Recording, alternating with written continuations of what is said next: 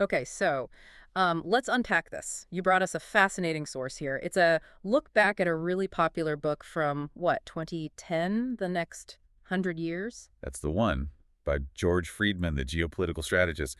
It was a massive bestseller back then. Right. And you also shared a critique of it written, a bit later, which takes a really different angle. It sort of questions the whole idea of predicting things long term, especially with people involved. Exactly. And Friedman, just for context, he runs Stratfor. People sometimes call it a private CIA, so he's deep in that world of intelligence analysis. Sure. And his book, it wasn't just guessing, was it? He presented it as a serious thought experiment, a paper A, he called it. Like a paper simulation, Yeah.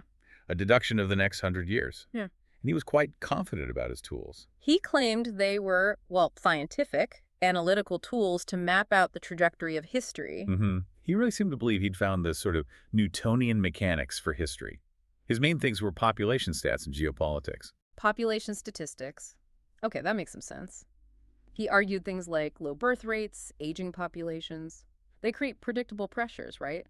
Leading to decline unless you get loads of immigration. Yeah, demographic forces. Yeah. And then geopolitics, the sort of timeless stuff based on geography, like ally with the distant, attack the near, that kind of strategic logic. He saw those as the big underlying forces, too fundamental to be, knocked off course by random events or what individuals decided to do. Almost like gravity, yeah. Mm-hmm. Historical inertia. He seemed convinced that if you just understood those basics, the population trends, plus the geopolitical constants, you could pretty much calculate how nations would rise and fall over a century. Which led him down some interesting paths.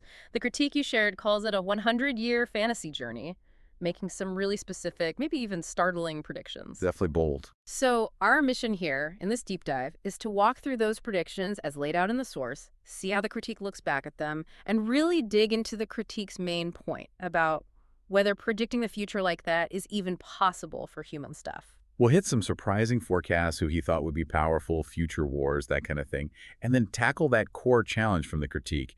Can you really treat human history like a physics problem? Okay, let's dive in then. Friedman starts, naturally, right after the book came out, around 2010, and the critique highlights his predictions for China around 2020. Yes, his view on China was, well, he called it a nation signposted left but turning right.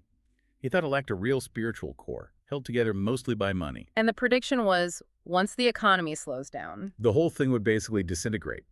He saw high growth stopping around 2015, then economic decline because of inefficient state companies, bad bank debt. and this leads to some dramatic outcomes by 2020. Oh yeah. He predicted Beijing losing control, the rich coastal areas refusing to send money inland.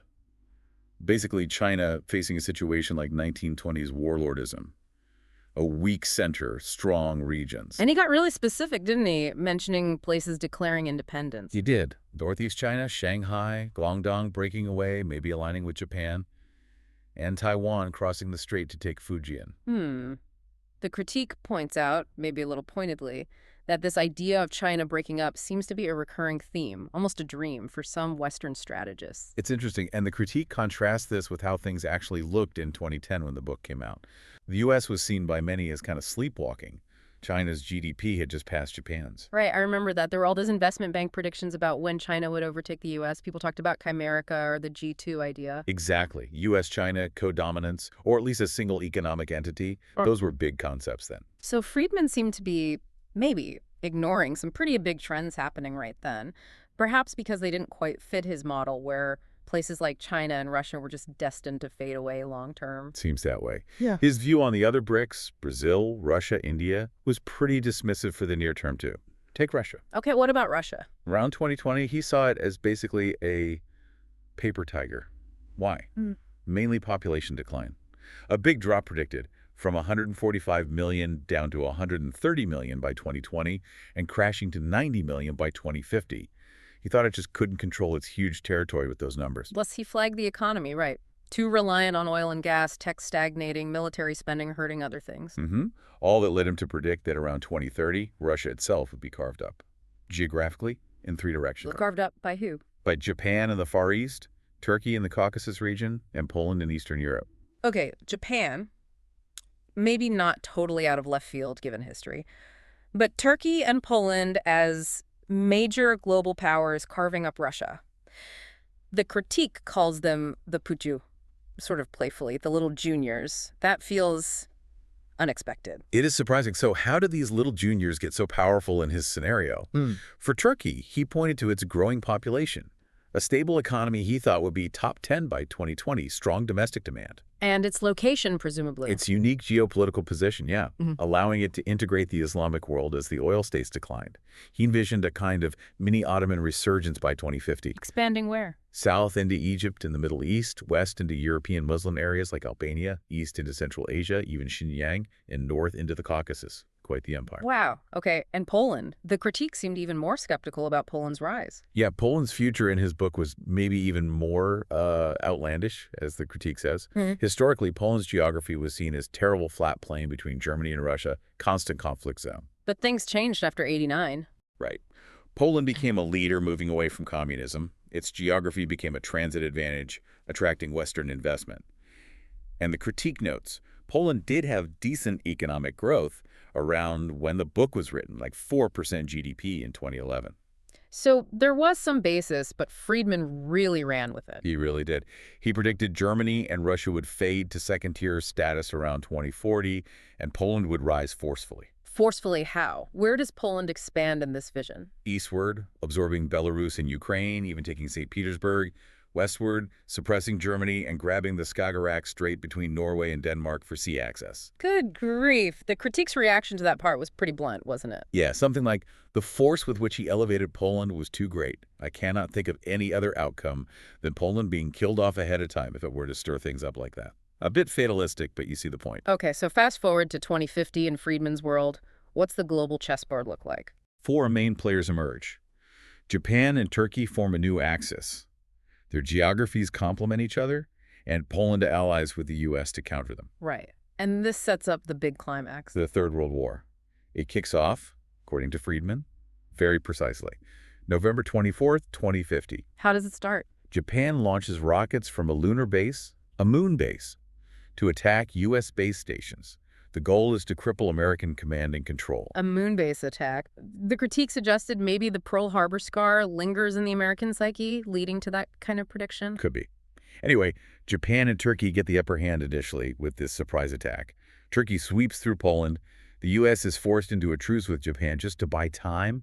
But then... Then, as things stabilize, U.S. technological power comes back strong. They build new giant space stations, target Japan with space-based weapons. Japan surrenders. And the little juniors, Turkey and Poland. Exhausted by the war, the U.S. steps in, kind of like the parent figure, restores the global balance. And after all that conflict... The golden age, apparently. All the new war technologies, new energy sources, get turned to civilian use. Big economic boom in the second half of the century. That's basically his 100-year arc. Okay, so having laid out those very specific predictions, the critique then pivots, right? It looks at why these kinds of forecasts often go wrong. Exactly. It shifts to analyzing Friedman's whole methodology. The author suggests Friedman should maybe read some modern physics, not just stick with Newton. Because that Newtonian clockwork universe style of prediction just doesn't fit something as messy as human history. Precisely. The critique argues it doesn't work for complex, nonlinear systems, which human history definitely is. What makes history interesting, the critique says, isn't some predictable 100-year plan, but the exact opposite, the randomness, the contingency. Right, the unexpected turns. It uses that classic proverb, for want of a nail. The kingdom was lost. Yeah. Yeah. A tiny thing's missing horseshoe nail cascades into losing a battle, losing a kingdom, small cause, huge effect. And it gives a real historical example, too, which is pretty striking. King Alexander of Greece, 1920. What happened to him? Bitten by a monkey. Seriously. He was trying to break up a fight involving his dog. A monkey bit him. The wound got infected. And this is 1920, so no antibiotics. Exactly. The king died from a monkey bite. And that had major consequences. Huge. His death led to a change in leadership, which then triggered a massive war between Greece and Turkey, killed 250,000 people. All stemming from one random, unpredictable, almost absurd event. A monkey bite changes history. You definitely can't plug that into a geopolitical equation. Not easily, no. The critique also brings in a book by mathematician David Orrell, The Future of Everything. He studied forecasting weather, health, wealth, and basically concluded there's no reliable method for long-term prediction in these complex He areas. used a physics analogy, right? Something about clouds. Yeah, a great one. Even if you know all the physics of water vapor condensing, how water molecules behave, you still can't predict the exact shape of a specific cloud that will form tomorrow. Because its final shape depends on the incredibly complex interactions of countless individual molecules bumping into each other. The relationships are just too complicated to calculate effectively beforehand. Okay, I see. The critique uses another analogy too, with dye in water. Drop blue dye in water. The dye molecules spread out randomly, pushed around by water molecules. If you watch one specific dye molecule after it moves, you can explain its path perfectly based on the collisions it had. Sure, you can trace it back. But predicting its path before it happens, that's different. You'd need to calculate not just the water molecules it will hit, but all the ones it might potentially hit at every single moment. Which is computationally impossible for us. Basically, yeah. The critique says it requires a level of calculation humans just don't have. And social conflicts, interactions between nations, they're like that die spreading out, a complex chain reaction where each step has some uncertainty. And with humans, you have free will added on top, making it even more unpredictable than dye molecules. Exactly, another layer of complexity. So the argument goes, while you might see broad patterns in history, like, the fact that there are many small wars and only a few huge ones, that power law distribution. Right, you can see statistical regularities. But you can never predict exactly when or how a specific major event, like a big war or a revolution, will happen, or precisely what its outcome will be. It's interesting, the critique mentions even George Soros advocating for fuzzy prediction in economics recently. Yeah, forecasting probabilities, ranges, possibilities, rather than pretending you can pinpoint exact outcomes, acknowledging the inherent uncertainty. The critique feels social sciences sometimes resist admitting that limitation. Okay, so Friedman's book doesn't end in 2050, does it? He goes all the way to He 2100. does. And his ultimate prediction for the turn of the next century, Mexico. Mexico, fully risen, poised to replace the U.S. as the world's dominant power in the 22nd century. Which leads the critique's author to that final, slightly humorous takeaway. Right. If you actually believe Friedman's 2100 prediction, then the most practical advice for Chinese parents today is start teaching your kids Spanish from infancy. Hola, Mexico.